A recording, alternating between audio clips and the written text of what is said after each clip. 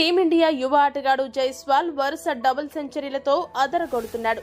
England పాలిట సింహ స్వప్నంగా మారి ఆ జట్టు గుండెల్లో దడ పుట్టిస్తూ దుమ్ము లేపుతున్నాడు.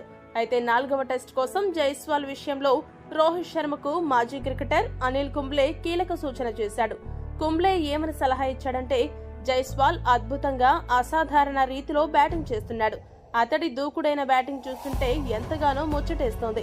వరుసగా డబుల్ సెంచరీలు కొట్టాడంటే అతడి క్యాలిబర్ ను మనం అర్థం చేసుకోవచ్చు.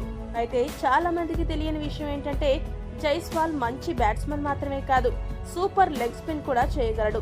అతడు ప్రాక్టీస్ చేస్తున్నప్పుడు చాలా సార్లు గమనించాను. అతడిలో మంచి బౌలర్ కూడా ఉన్నాడు. అండర్-19 మ్యాచ్లలో వికెట్లు కూడా తన లెగ్ స్పిన్ తో రాబట్టాడు. అతడి లెగ్ స్పిన్ టెక్నిక్ కూడా ప్రొఫెషనల్ స్పిన్ బౌలర్ లాగానే ఉంటుంది. కాబట్టి 4వ టెస్ట్ లో రోహిత్ శర్మ జైస్వాల్ కు కొన్ని ఓవర్లు బౌలింగ్ చేసే అవకాశం ఇవ్వాలి.